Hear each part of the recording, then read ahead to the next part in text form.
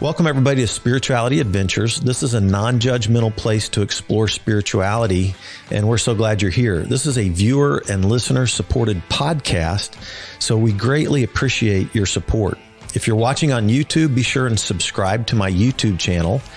Be sure and like, share, and subscribe to any of the social media content platforms that you're using. And then if you go to our website, spiritualityadventures.com, you can make a one-time donation, or with a monthly subscription, you'll gain access to our bonus content. We greatly appreciate it.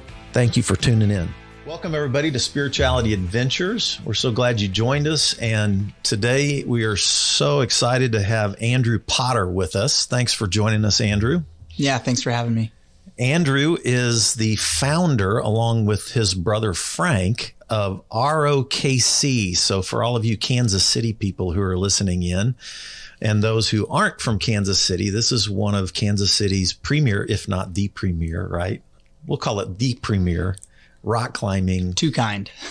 Exactly. Indoor rock climbing gyms in Kansas City. And Andrew is the founder of this, along with his brother Frank. And so thanks for joining us. Yeah, glad to be here in this interview. For a lot of our audience won't know your story, so let's start with that. Where did you grow up? Where are you from? Yeah, born in Clarksville, Tennessee. Moved to Guam when we were young. My dad was in the military for 22 years, and eventually moved to Washington, D.C. in Germany, moved to Kansas City from Germany in 1998, and my dad retired at Leavenworth in like 2000. But we moved here in 1998. I'm like a seventh grader summer. Went to Park Hill South High School, and then ran cross country and track there. And then when I graduated from there, went to University of Central Missouri. And then yeah, I consider myself like I've got my early childhood experiences like all over the world. But I've considered like Kansas City home. It's where I grew up. You know, I put Clarksville on paperwork, but I know nothing about Clarksville and Nashville, which are right there. So yeah, you know, the military kids that grow up all around the world. It's a unique experience that most people don't have, right? Yeah, no, I feel really fortunate. You know, as a young kid, we got to see what third world countries look like. You know, we got to see what poverty looked like, and we got to, I don't know, feel very fortunate for what we had just being in those places. And I got to go to places like Istanbul, Turkey, which you likely wouldn't go today. We got to go see a lot of things that are maybe a little more closed off to the rest of the world now. So that's, And just so the audience knows, I know your parents, and your dad was an Army Ranger, correct? He was. So he was in the Army and served as an Army Ranger and retired with them. Is that right? Well, he retired. Army guy? Career Army guy, retired from the Army in, like I said, 2000 at Leavenworth, and then immediately took a job working for the Army, which he still has today. Still works at Battle Command staff at Fort Leavenworth, working as a government servant. So. Oh, that's awesome. Yeah. Great parents. Love your folks. So, all right. So you go to college. What'd you major in?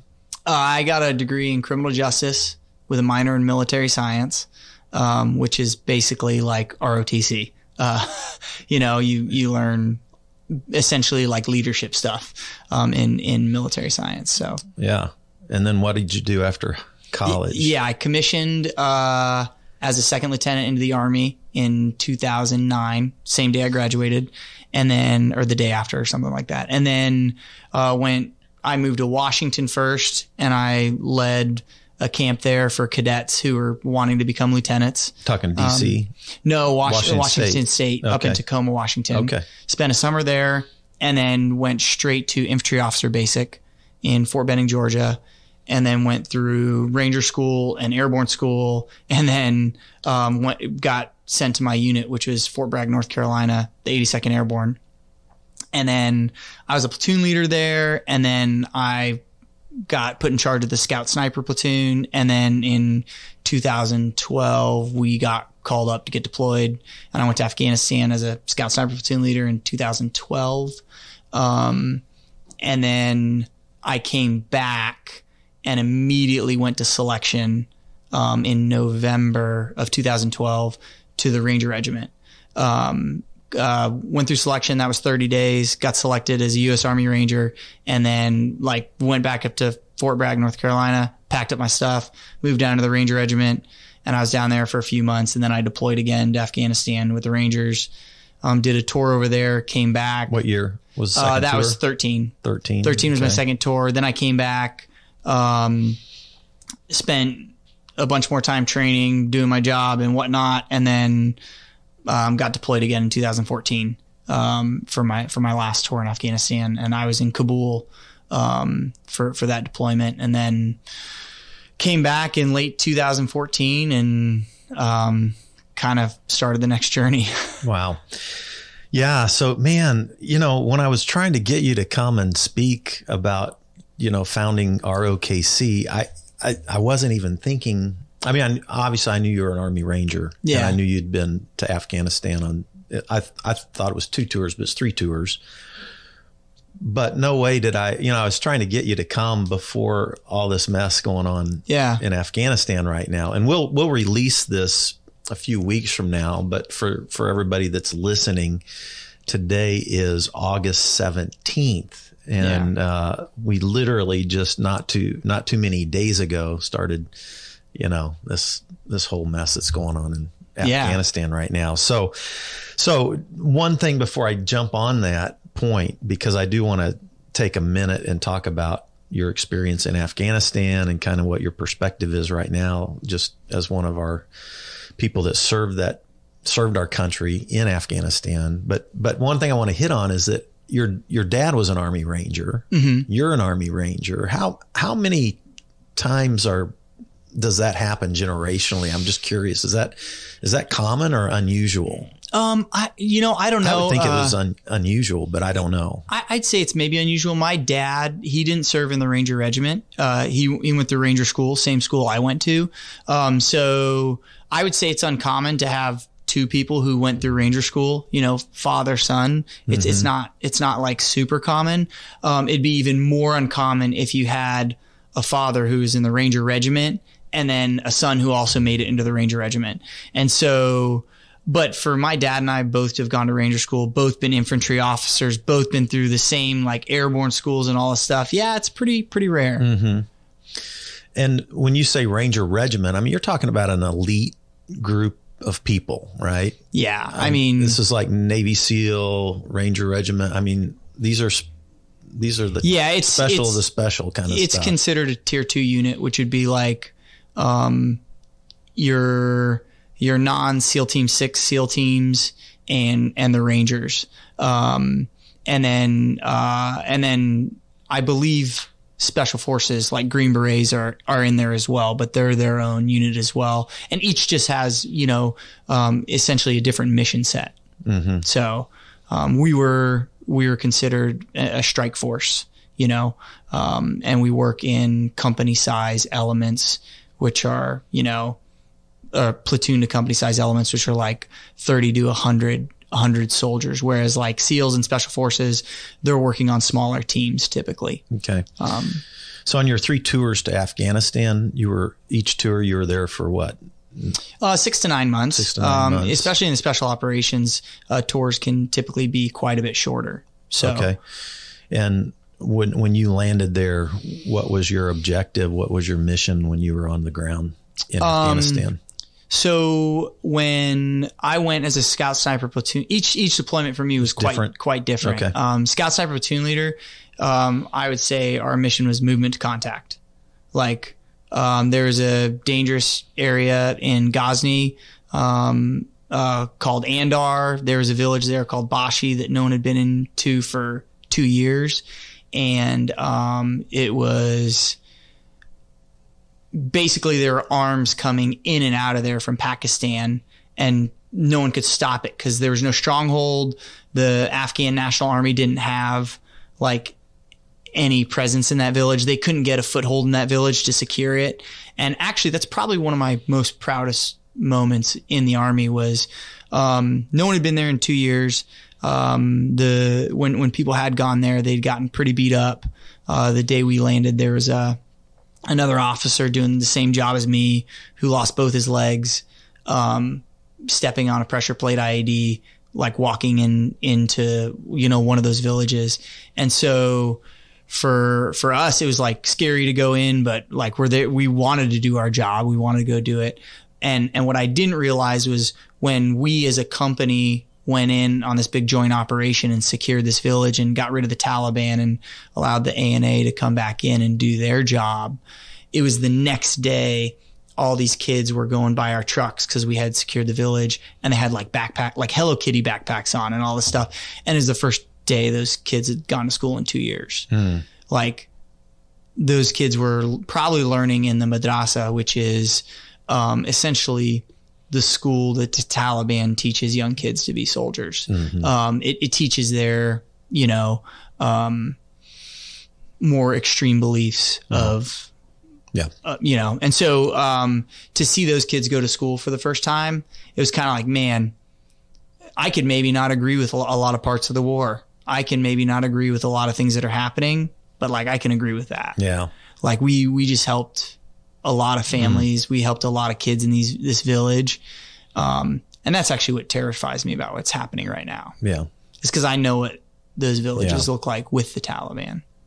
Yeah. And that's kind of what I just want to get your short take, cause I really want to get into the rock climbing gym and all that, but I just thought, golly, the timeliness of this interview, which wasn't planned. Right. Yeah. And I'm just curious because you've got to have you served our country there. You risked your life there. Yeah. There was a mission that you accomplished there. Yeah. And then now you see what's going on. I'm just curious, what are your thoughts and feelings right now as you see this pull out? I cried about this the other day. Yeah. I think about my friends that died. I think about so much sacrifice that was given, that I do believe it's negligent the way in which we're abandoning it. And I don't necessarily believe that, the war in Afghanistan is just, or that it was done correctly or any of that.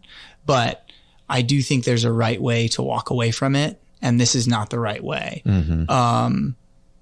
There are so many good Afghan humans that gave everything for the last 10 years, that risked their lives, to like help save our lives, to help their own country, to make their country better, to give women rights.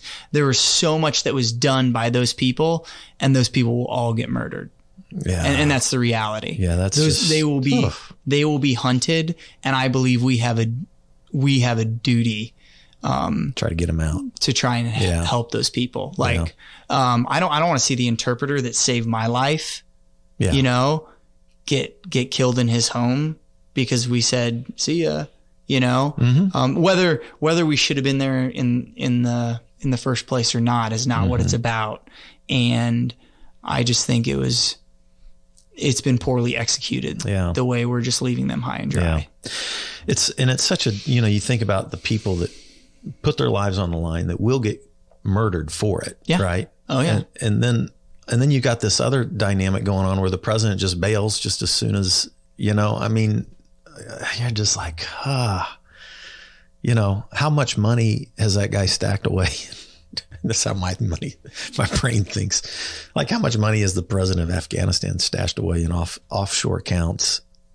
Oh my gosh. As soon as there's any pressure, it's just, he's gone. That was the level of corruption I saw in Afghanistan was insane.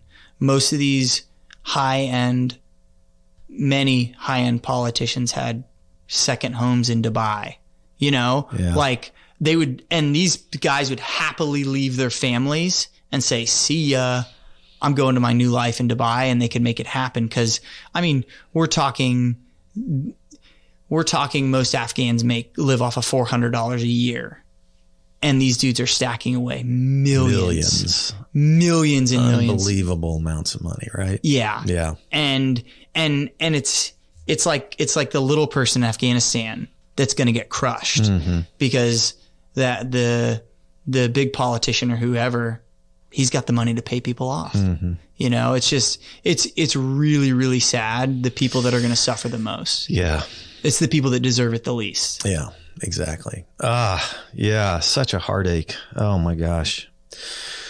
Well, I've never been to Afghanistan or Iraq. I've been in the Middle East. I've been to Syria. I've been to Lebanon. I've been to Palestine. I've been to Egypt. I've been to Dubai. I've been around, and I've done humanitarian work in the Middle East for a lot of years, and I've specifically worked with the Arab Muslim world in particular. So my heart is out there. I'm in Afghanistan. What's the primary language there? Is Pashto and Dari are the two. Okay. Pashto is really the more educated language. Okay. So that's what they're going to speak in Kabul and in the cities. And Dari is more of your, outside village slang. But those are the two primary dialects. Well, I just have a heart for the area and the region, and man, well, thanks for sharing that. Thanks for serving our country. Thanks for all that you've done. And it is, the one thing that keeps being stated is, there's been 2 decades of, the terrorist issue there is a success for 2 decades, right?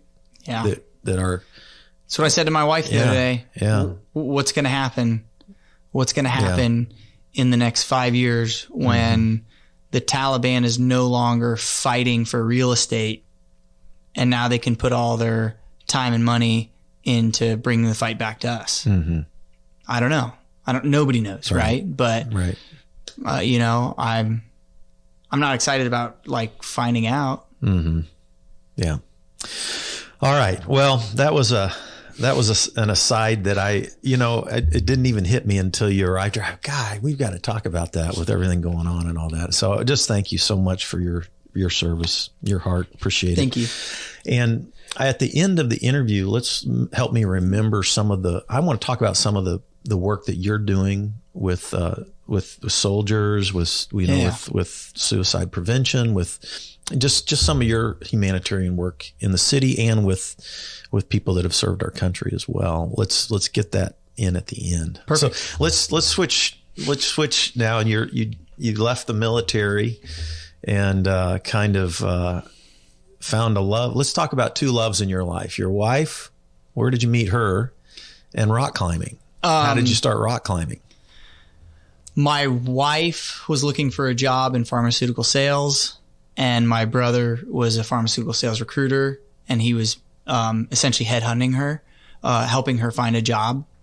And I had been told that I was leaving in a week for Afghanistan, and I came home. I wasn't allowed to tell anybody at the time, and so I came home to see my family and basically say goodbye without saying goodbye. So I came home to hang out, and I got her number from my brother, and I called her and asked her out on a date, and we went out with some friends and had drinks and just met. And then it was 2 days later we went to a Royals game together. And I'd struggled with relationships in the past, getting into the stuff that matters. It'd take me 2 years, and then I'd find out that we weren't on the same page with important things. Oh. And God and faith is a big part of my life. It's really important to me, and has become more important through my experiences in the Army. But at one point, we were driving home from this Royals game, and it was our second date. She didn't know me, and she was like, "Hey, do you love Jesus?" And I was like, "Yes." But the fact that she was bold enough to just be like, "Listen, man, if we're not on the same page, I'm out. I'm not." And it was just funny because I could tell she didn't want to waste any time, just And then I didn't want to waste any time. We spent that week just kind of like opening up and being like, this is all my brokenness. These are like the worst parts of me. These are the things that you should know. And if you don't like it, like you should walk. And so we were very vulnerable, very quick. And this is before which tour? Yeah, my third tour. So right before. And then literally. You can't tell her that you're. And then literally, I didn't realize what was happening, but I was falling in love with her. And we barely knew each other. And then I looked at her and I was like, hey, I have to tell you something I'm not supposed to tell you. I was like, I'm leaving for Afghanistan next week and I don't know when I'm going to be back. And I'm not even going to be able to talk to you much. Like it could be weeks, months. I might not even have a secure connection. Like I don't want to put you through that. And she was like, nope, I want to support you through it.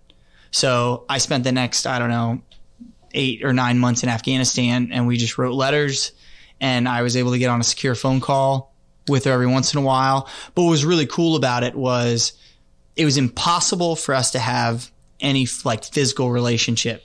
We were only limited to just talking to each other and learning about what was important and all this stuff. And so I got back a week earlier than she thought.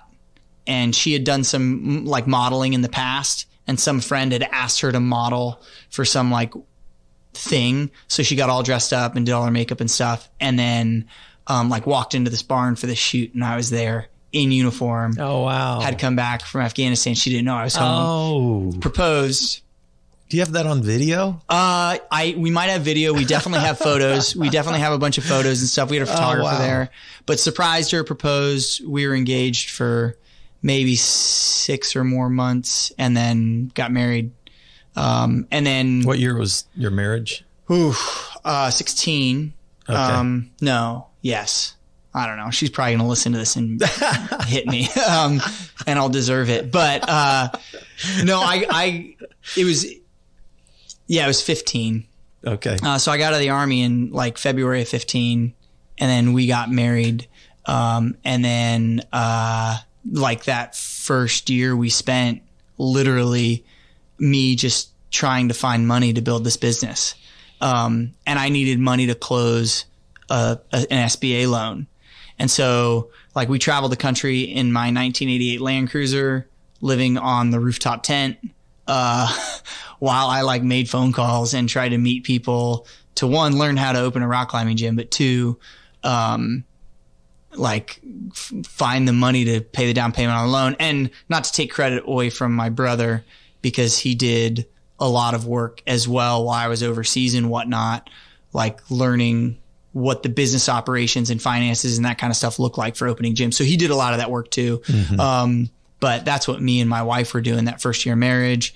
And then we finally closed on a loan in, I think, maybe October of 2015 and immediately started construction. And then for like the next, until we opened in May of 2016, I literally was in the building doing construction 15, 18 hours a day. Like I would leave at 4:30 to make sure the doors were unlocked for the workers at like 5. And then I would be home at like 11 o'clock at night, would typically choose not to shower because the sleep was more important than being clean. And then I would just get up and do it again. Yeah. And I did that until like 2 days before we opened, my wife and I were in there with like gas masks, like staining the floor with acetone. And it was just like down to the wire. Yeah. And this, for those of you who don't know, that his first climbing gym was in North Kansas City, and it's an older building. How old is that building? I think it's 110 years old. Wow. It's like 1890s. Yeah. And you've done amazing work with getting that building up and going, man. It's been a project. I bet. And obviously it wasn't all me, Yeah, no, I know. We had a lot of help, but there was a lot of grind that went into opening that gym. Yeah. But man, and then I remember you telling me that the models for your first year, second year revenue, and you'd planned all that out, and you had obviously you had your higher hopes and your lower hopes, but you guys exceeded all the numbers like right out of the gate. Yeah. We it was funny because we got turned down by at least 10 banks to get a loan to do the business because they were like, rock climbing. Yeah. Like In what year did you open the gym? 16. 16. Okay. Yeah. But we ended up beating the projections by 20%. Yeah. So it was great. That's crazy. Cool. And tell us when did you start rock climbing? How did you pick up on your love for rock climbing? Boy Scouts, Germany, late 90s. We did some rock climbing there, but then we went to Garmisch and we actually went on an outdoor climbing trip. And it was just me, you know, and then it stuck with me. And then I was climbing at Ibex in Blue Springs, you know, in high school. And then I went to college and I founded the University of Central Missouri Climbing Club there with another buddy of mine. And we led trips and we like climbed the buildings on campus. And it was, that's what I did when I'd go buildering, you know, back when nobody did it. I mean, this is like in the 80s when I was doing this. And I'd have policemen walk up, you know, I'd be way up on the side of a building, no ropes, you know, and they're like, hey, I don't think you're supposed to be up there. Like, this is a police officer, you know. No, I'm good. You're Spider-Man, you know. Yeah. Oh, crazy. So all through college and then everywhere I moved to for the Army, like I always took my gear with me. I always found a place to climb and I even climbed in Afghanistan. And I got out of climbing a little bit, specifically to base jump, but then I was climbing to do jumps and I was doing a bunch of different stuff. And it was just always a part of me. And then when I realized I didn't want to spend 20 years in the Army, I was like, well, I just want to get up and like do what I love to do every day. Like I just want to get up and like go to work and enjoy what I do every day. And I was like, what could that be? And I was like, what do I really enjoy? And I was like, well, I love rock climbing, but like, is that even a feasible business? And then went into all the research of like figuring out if you could like raise a family or make a living, you know? Yeah. So let me dive in here just a minute. So I've told you this in private, but, the first time I rock climb was when I was 16.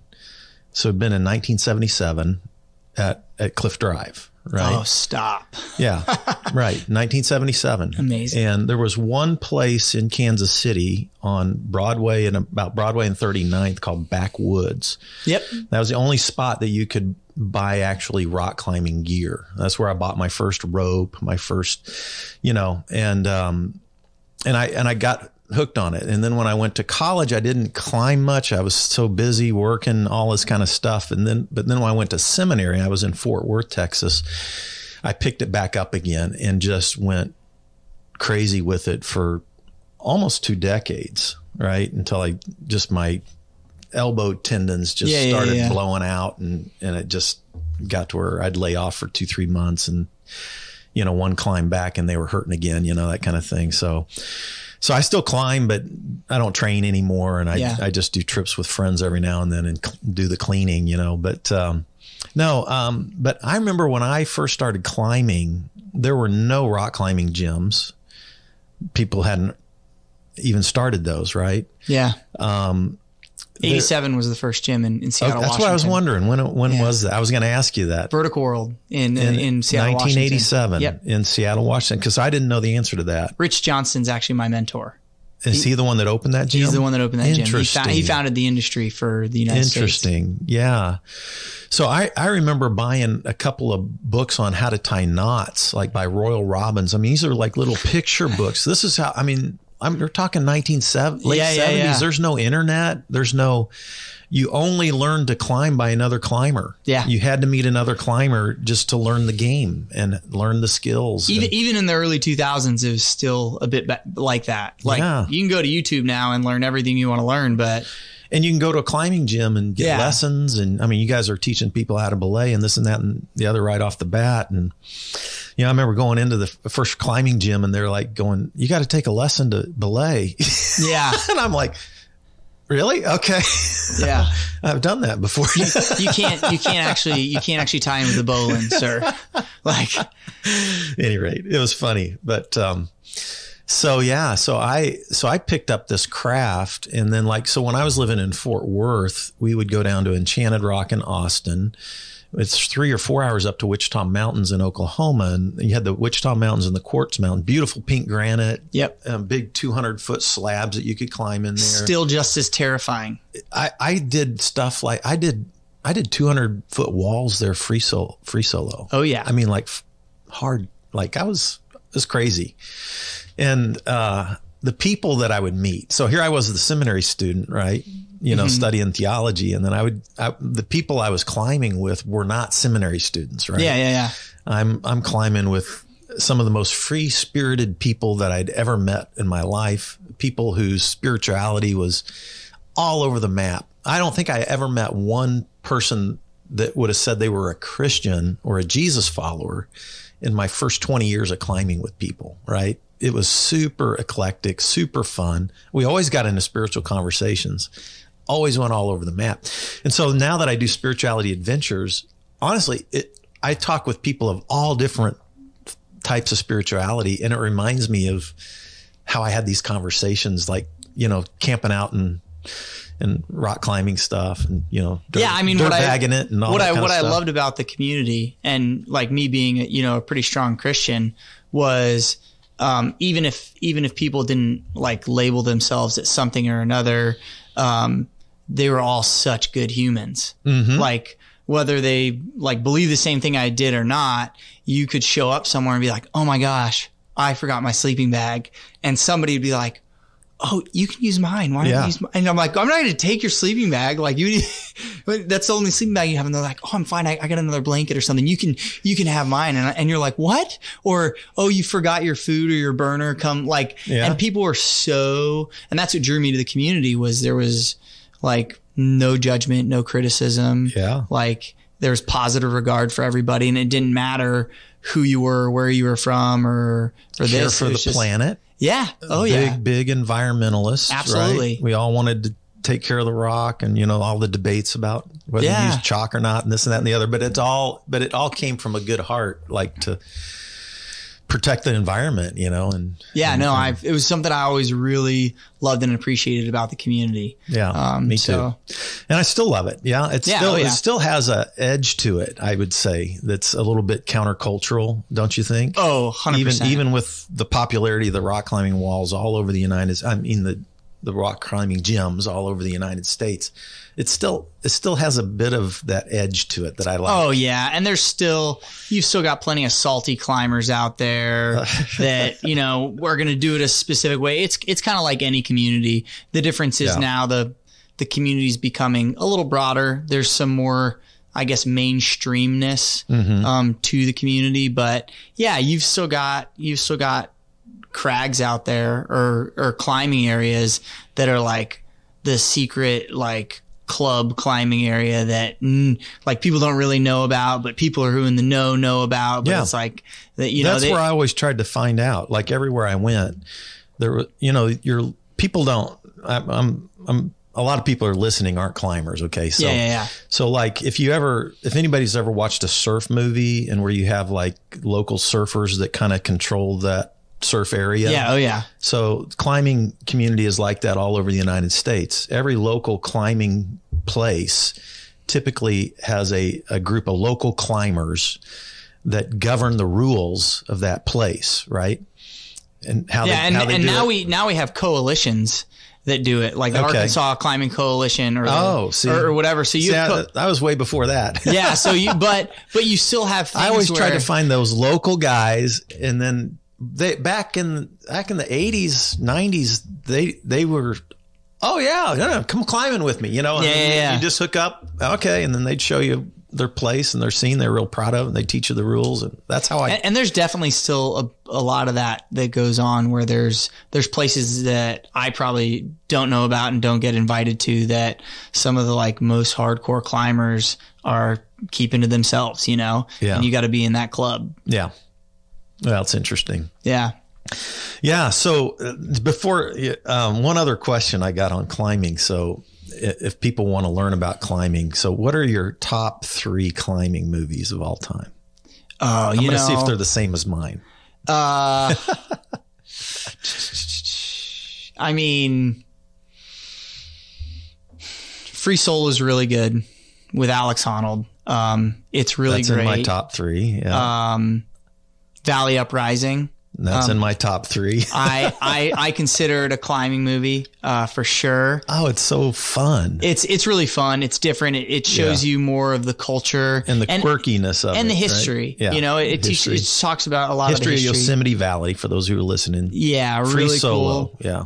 And I mean, not Free Solo. Valley Uprising is the history of Yosemite. Yeah. You know, there's another film called Rockpunkt, which is Red Point in German.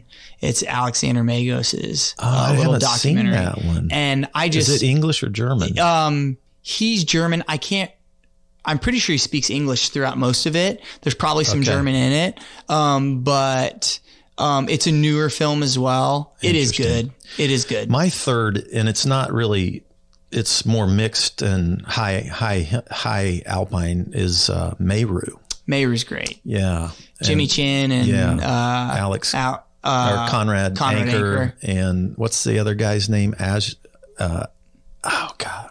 Film is nuts. The third guy that got injured. that broke his neck. Yeah. Crazy. And Jimmy that's the craziest film. And I've shown it to friends who don't climb, and about the first half can be a little tedious and boring for non-climbers. Jimmy Chin is basically filming this whole thing. It's mind-blowing. It's crazy. But then that second half, the drama and the story of, oh man. It's a great film. Amazing. Yeah. It's a great film. All right. So RoKC, let's talk a little bit about, tell us a little bit about your operation right now in Kansas City.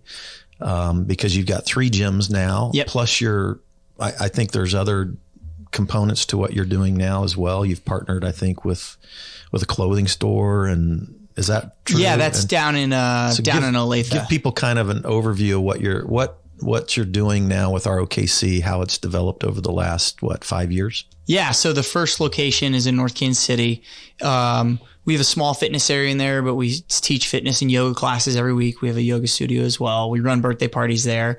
You've got 2 styles of climbing: bouldering, which is about 15 feet tall, and every fall is a ground fall. So if you fall off the wall, you come down to a large pad. And then there's tall climbing or sport climbing, which you're looking at about 40-foot walls in our tall climbing area, and that's where you're connected to ropes. And that facility is about 18,000 square feet with like bathrooms and locker rooms, but a lot of people use it as both their gym and their climbing facility. Then downtown off of 31st Street, kind of near like Southwest Boulevard, down in the underground, 10 stories underground, we have a bouldering only gym. So once again, that 15-foot tall climbing where if you fall, you come down to a pad. For reference, that one's about 6,000 square feet, and it's only bouldering. We do have a small fitness area in there as well. I've never been to that one. Yeah. Okay. Jeremy Collins did a massive mural across the wall. It's cool. Absolutely beautiful. Yeah. I have not met Jeremy Collins, but one of my close friends, really close friends, is a guy named Tim Place, and Tim knows Jeremy pretty well. So through Tim, I kind of feel like Tim was, hanging out with Jeremy quite a bit, even staying at his place some there for a little while. Yeah, I spent Jeremy's 40th birthday with him. Oh, yeah. He climbed 40 classic routes in Arkansas on his 40th birthday, and I just, went around cliffs and Blade with him and hung out for the weekend. Yeah.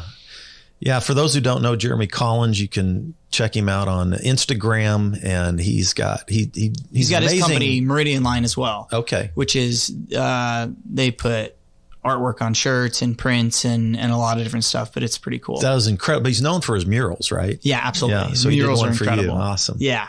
So that's our bouldering gym. And then in Olathe, we have our newest location, which is around 40,000 square feet. And we have a full coffee shop and bar in there with an incredible whiskey selection, pizza and salads and great coffee. I'm a minority partner in it. And then the real owner's Corey Stipp, and he previously owned Key Coffee in the River Market and Nelson before he sold it. And then he sold it and partnered with me and my brother to build that space. And it's really his business, and we just get to be along for the ride, but awesome, like coffee and small plates there. And then next door you have Moose Jaw Mountaineering. So they're just a tenant of mine, and, but they're also awesome. Is that their second location? It's their second location in KC. They have one on the plaza and then one down there, and they're awesome. Like they basically, we don't do retail, so they do it instead. Okay. And then they support us with events, and they support us with like just everything. They've supported our nonprofit endeavors. They've just been an awesome partner down there. And then we've got the full gym. And when I'm saying full gym, I mean like we have turf that you can, push sleds and carry yokes. We have everything from Olympic lifting to like cable machines. We have infrared saunas in there. We have an entire deck of just cardio equipment, a full yoga studio. And I think we run like between 18 and 20 classes there a week, both fitness and yoga. And then we have 50-foot walls, for climbing. And then we have a full bouldering area as well that's pretty substantial. And then we have these upstairs like party rooms. And we call them that because people rent them to do like a birthday party and stuff. And they get an entire room of like 25-foot climbing walls. But they're also really nice for like new climbers who are trying to get into it. They don't really want to climb super high, and maybe they don't want to like have a bunch of other people around them watching them because they're just figuring it out and they're new to it. And so it's great for the middle of the day, small group of friends to go up there and kind of have like a private space. So that's pretty much the whole facility down in Olathe. That's awesome. Now, do you have as a part of your company, is the company called RoKC? Is that okay. And then is there a software side to your company as well? Is that what Frank does? Or? Well, that's a different company that we started. Gotcha. Yeah. So because I remember you telling me about that too. So. Yeah. We have a software company as well. And you're right. You're writing software that other climbing gyms would use. Yeah. So we build point of sale and client relationship management software for the fitness industry. Our beachhead is climbing because we're subject matter experts in it. And we've got close to 60 clients now in the US, Canada, Germany, and Australia. Okay. And we're closing a seed round, as we speak, and just trying to grow that product. So cool. All right. So let's talk a little bit about spirituality. Maybe what you're comfortable sharing with your own journey, your own spiritual journey, but then how does that influence, what you do at RoKC and the variety of people that come rock climbing and the eclectic nature of spirituality, in that whole community, which I love, by the way. So, but I'm just curious how your own spiritual journey has influenced what you do, and then maybe spirituality in the workplace, how you've tried to cultivate at least, talk about how you've tried to maybe cultivate at least a spiritual component to what you guys do. Yeah. So, obviously I grew up like in a strong Christian family, church going, every Sunday type thing. And then, I drifted, I guess in college I would have absolutely called myself a Christian and whatnot, but I wouldn't say that I like acted like one, or that I was great at walking with the Lord. And then going to war, like put things into heavy perspective for me. And that's when I realized, man, like I can be a better version of me. Like I had some near death experiences overseas, and I was like, I believe that God has a plan for me, and I don't know what it is. But I got to figure my stuff out if I'm going to stay on this planet and be a better version of myself. We talked earlier how I didn't think I'd live past 30, and that was because of the decisions and maybe the recklessness of the things I was doing, jumping off of cell phone towers and riding motorcycles really fast. And as I got out of the Army, like faith actually, it changed for me quite a bit. Just because I realized that, I don't know, I got burned a lot by the church. And what I realized was the church could be extremely judgmental. And like, I'm broken just like anybody else. And guess what community was like willing to just like love me for who I am? And that was like a climbing community, right? And there wasn't a point that I wanted to necessarily walk away from my faith or God, but I just didn't, there was no relationship. Like I didn't know what my purpose was or what it would look like for me. And when I got turned down by 10 banks and when I didn't think I was going to make it, when I spent every dollar I'd ever saved for 6 years in the Army to try and do this, and I was unemployed and, you know, living in my brother's garage, trying to figure this out. I honestly just prayed and I said, listen, I don't know if this is what I'm meant to do. If it's not, just crush it. Like absolutely smash it. I don't want there to be hope left for me to chase. Like if this is what I'm meant to do, make it happen. I need to pray that prayer. Like seriously. And that's interesting. And I prayed it a lot, and it was hard. There were challenges, but it never got smashed. So I was interesting. Yeah. I like that prayer. Just smash it. Yeah. Like if this isn't what you want me to do, like smash it. And from then on, when this became a thing, I was like, you know what? I want to build this and then leverage it for the kingdom. And I'm not trying to define what the kingdom looks like. I'm just saying, in the end, let's find a way to use this to serve others. So if you open our operations manual, the first thing it says is build this to give it away. And my goal was, I don't care if you're black, white, straight, gay, fat, skinny, in shape, out of shape, the strongest climber, the weakest climber. Like if you walk in the doors of our facility, like you should feel loved. Because for a guy that came back from war, suffering from post-traumatic stress and dealing with a lot of friends who were suicide or maybe even taking their lives or attempting, you know, that could be one of those people that walked in our facility and had nothing to live for. Or had no one that showed them any love or any kindness. And if someone at our front desk could just like show them kindness, even when they're having the worst day ever, I don't know, you don't know what kind of seed of hope you can plant with someone in a simple conversation. And for me, it was like, listen, we want people at our RoKC to serve the people that walk in the door like their friends and family. So if you come in and you're ripping my staff apart because you're having a bad day, instead of us judging someone, we should say, you know what? We don't know where this person's at, where they're at in their life. It's our job to just show them kindness and love. Like that's what it means to me to like to serve others, is not to cast judgment, not to decide whether they're right or wrong, but have grace and say, hey, you know what? We're just here to serve people. Yeah. And just because you don't ever know where those simple conversations you have, where they'll ever lead. And you know what? You'll probably never find out, but it doesn't matter. Like you should strive to use what you're doing to serve others. And I mean, that's what we're trying to do. I love it. That's what I think. Yeah. I mean, yeah, absolutely.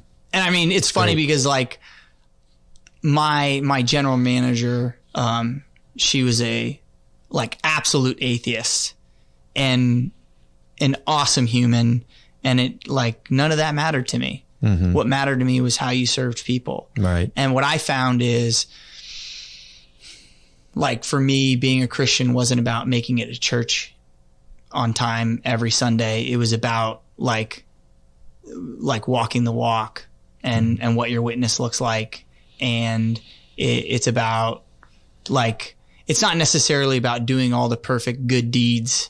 But what faith looked like to me is like being genuine to yourself and doing the best you can to serve others, knowing you're going to screw things up because you're human, like, you know? Yeah. And so like, at least on my staff, like I only believe in one form of failure. And the form of failure that I believe in is if you screw things up and make mistakes and you learn nothing from it, that's failure. Yeah.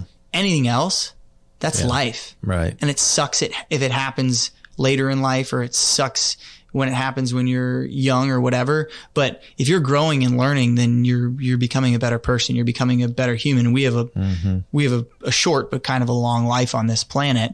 And so for me with my team, I'm just like, listen, go screw things up. Like, work hard, but like do it with a good heart. And like, I'm not here to destroy people that screw things up and make mistakes. But I need you to learn from it. Mm-hmm. I need you to be better from it. Mm-hmm. And so that's been really our goal. I've had a lot of really great, like, spiritual or religious conversations with my staff. I've had staff like ask me about my faith or Christianity or whatever, mm-hmm. but, it's typically not something that I bring up. I'm mm-hmm. just like, hey, treat people well and serve others, mm-hmm. no matter who they are when they walk through that door. Yeah. Yeah. No, that's great. I mean, the grace, in my own experience this last couple of years, the people that have shown grace have, man, that's what you need when you do blow it. And you need people that show you grace to learn from it and to move forward, because the shame I had around my failure was, it took me into a very, very dark place. Yeah. And, man. Have you read any of Brene Brown's works? I love her. She's my favorite, probably. She says that shame is, I believe that if you know something about me, that you'll think less of me for it. And what I found, like, working with people that are suffering, is if you can't allow yourself some level of vulnerability and be honest just about who you are and genuine, mm-hmm. most people actually respect you more, like, for your brokenness, because we all have it. And so it's like, that was my problem with religion over like faith or spirituality. Was religion seemed so judgmental in many ways, and about, well, this is what's wrong and this is why you're wrong. And you're like, what? Mm-hmm. We all screw stuff up. Right. We're all broken. There's literally nobody around here that's perfect. Right. So like, when are you going to learn to have grace for others and for yourself, Exactly. Yeah. And I had to really, forgiving myself was such a big, and I'm still in process, but definitely it was, certainly in a better place, but man, dark days. So I love the fact that, so I've done yoga off and on. Yeah. I've done karate off and on. I've done a few, disciplines that, and sometimes some of the American versions of those things are fairly secular. Yeah. And then sometimes you have instructors that actually are emphasizing the spiritual components of that. And I noticed on your website, and I've had friends that have taken your yoga classes before, but you have a lot of yoga instructors working with your organization. And talk about just, why did you decide to get yoga integrated into your rock climbing gyms at such a high level? Yeah, it's funny. I don't do yoga. I remember I tried it one time when we were when the North facility was open, and I literally, a phone call came in, and literally my general managers walked in there like, hey, Andrew, you have to take this phone call. And I was like, can it wait? This is like my first yoga class ever. And they're like, no, you have to take it. And I literally walked out in the middle of the class, which I guess I was enjoying. But yoga, like, I'm not the guy that can like truly speak to yoga in a great manner, because to be honest, it comes down to a time thing. And if I'm going to choose to put my time somewhere, an hour into something or whatever, it's likely going to be something like climbing or cycling or disc golf or whatever else. But do you still cycle, by the way? Yeah. You do? I just dropped my bike off. We got to go cycling together. Yeah, let's go ride. I'm probably get destroyed by you, but I've heard things. Okay. I've heard things. But I'm older and fatter. Don't trick me. No. Every triathlon I did, the guys who beat me were all like 45 years old, and they were monsters. But yeah, no, yoga really does have great benefits, for both communities. The communities are a lot of people that do yoga do rock climbing, and a lot of people that rock climbing are using yoga as well. And you can't climb 5 days a week, right? Some people can, but you're more likely to get injured or burn out or a lot of those things. It's better to climb like 3 or 4 days a week and then choose something else to include some rest days. And so yoga is it's just such a perfect marriage with climbing. So we think about one of your instructors that you think would be a good person for me to interview, and I'll do a deep dive with him or her on, just talk about yoga. I'd love to explore yoga with somebody on my podcast. I have someone in mind for sure. Cool. Yeah. Cool. All right. Well, let's talk a little bit about, to kind of wrap things up. Let's talk a little bit about your nonprofit work and some of the things that maybe you don't always share publicly, but are big components to what you do, what you care about, how you try to serve not only your customer base, but you serve a broader group of people that flows out of your experience and your heart. So let's talk about that a little bit. Yeah. So there was a nonprofit I co-founded called Exploring Roots, and we focused on serving underserved youth in Kansas City, by getting them outside, getting them climbing. We took them on the rivers. We actually took them to Colorado, mainly Black and Hispanic kids from the inner city. And we partnered with the Police Athletic League. So, a lot of troubled young youth or teens or kids that didn't have access to the same stuff. And so RoKC would donate all the programming for the kids to be able to come in and climb and do stuff. But then typically monthly, we'd take them on a 1 or 2 day outing. So we'd go camping, and they'd cook their first campfire and make their first s'more. They'd learn how to build a tent, skills that they didn't know existed. And I think one of my favorite stories is, the team was on a hike, and one of the kids was like, "What the is that?" and one of our mentors was like, "That's a deer." And it's mind blowing to think that, a 13-year-old has maybe never seen a deer before. And us as an organization, we're and that's what we're trying to do. Wow. We're trying to find a way to have more diversity in the outdoors, because protecting our outdoor spaces is so important, but you can't protect outdoor spaces if you don't have an affinity for them. If you don't love or care for the outdoors, if you have no reason to want to be outdoors, why are you going to look at your local parks? And to be honest, we're super under-resourced. We really struggled to raise money or get funding. We put a lot of effort into it, and it was really hard. And so we ended up partnering, and then recently we dissolved that nonprofit and merged with Heartland Conservation Alliance. And Heartland Conservation Alliance really focuses on protecting wild spaces in Kansas City, especially along the Blue River. So they buy tracts of land, and then they make sure they can't be developed on, and they're used for conservation. Interesting. And Exploring Roots is now a program under their umbrella of programs, but under their nonprofit, still focused on the same thing, trying to get the urban core out into the outdoors. And a big part of that purpose is to show the importance of the Blue River, our outdoor spaces, our local outdoor spaces, so we protect them, because in cities they're disappearing, And so that's the goal of that nonprofit and that I work with actively still. And then the other, go ahead. Oh, I was just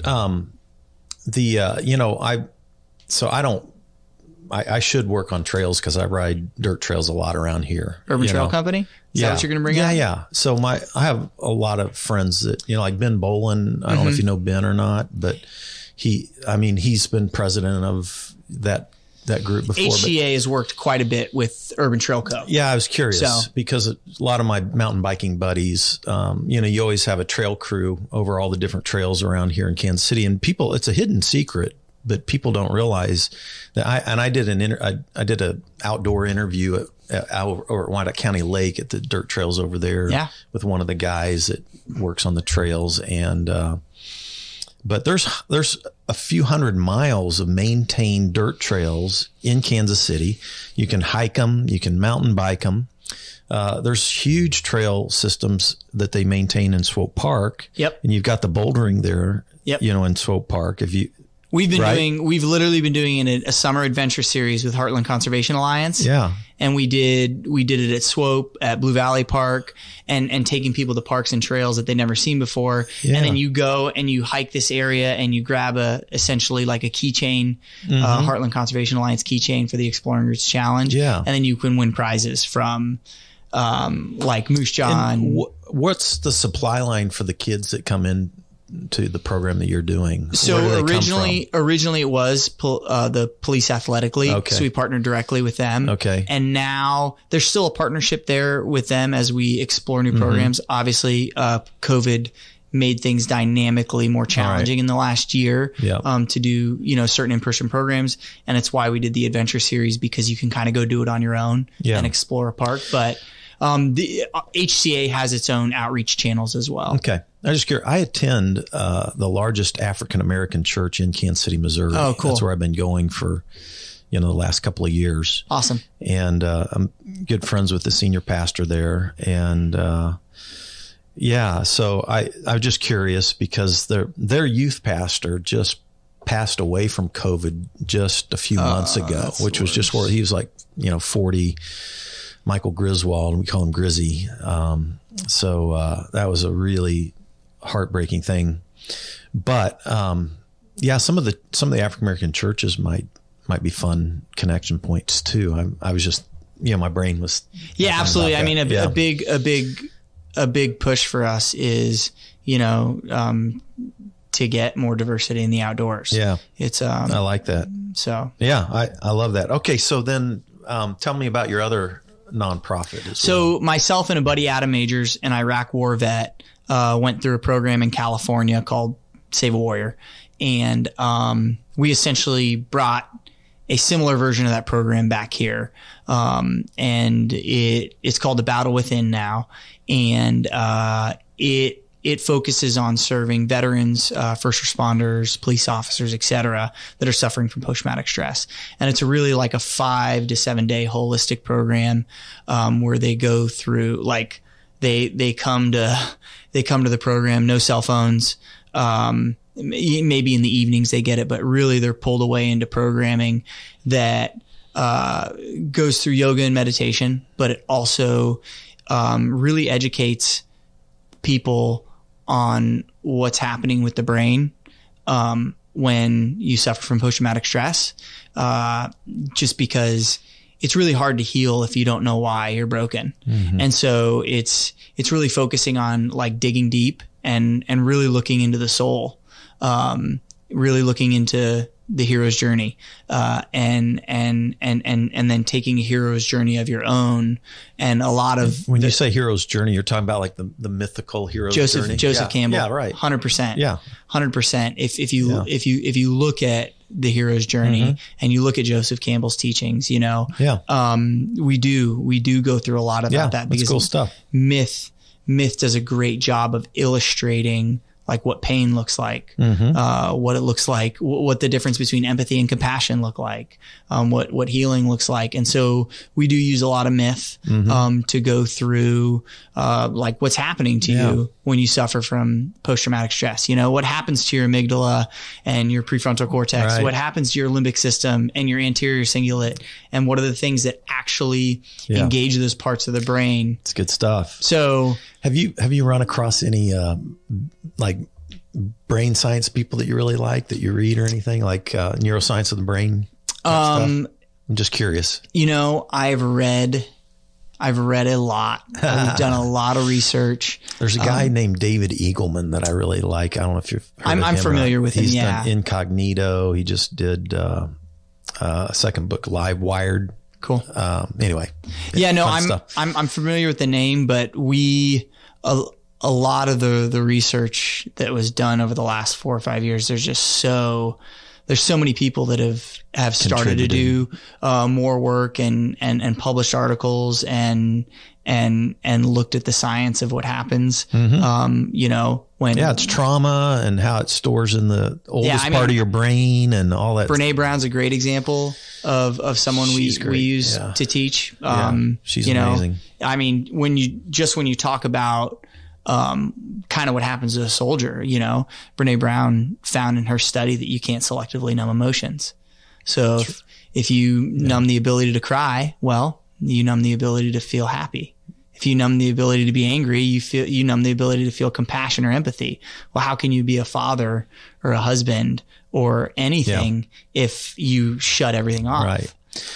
And I've been in the recovery community for 2 years. I've been working with a bunch of different groups in the recovery world, 12-step groups and other types of groups. And some of these same things play into that world as well because of the way addiction affects the brain. Real similar. Yeah, I mean, there's some parallels. You look at Joseph Campbell and he's like, he talks about the shadow, you know, and everybody has a shadow. Right. And it's important to recognize like the shitty parts of yourself. One of the shittiest of mine is my ego. Like I want to win. I want to be the best. I want to be good at everything I do. And if I don't recognize that every day, I'd likely come off as a narcissist or a very egocentric person, but I literally have to step away from competing. That's why I can play golf, because I literally don't care how bad I am. I'm out there to have fun. Don't be competitive. Just go play. Yeah.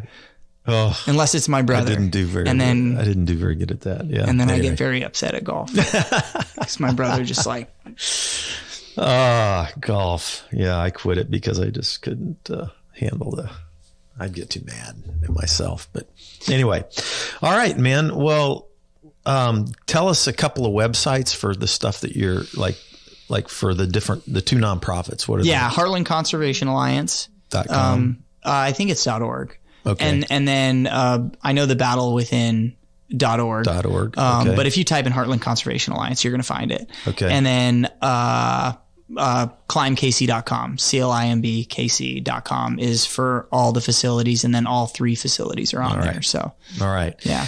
Well, this has been fun. I could talk for a lot longer with you about all this stuff because it's some of the stuff I love too. So thanks for being here, and thanks for being a part of Spirituality Adventures. And everybody, thanks for joining us, and we'll see you next time. This concludes today's episode. Thanks for tuning in and listening. Remember, if you're watching on YouTube, subscribe to my YouTube channel. Remember to like, share, or subscribe to the social media platform that you're using. And then go to our website, spiritualityadventures.com, and make a one-time donation, or you can subscribe monthly and receive our special bonus content. Thanks so much.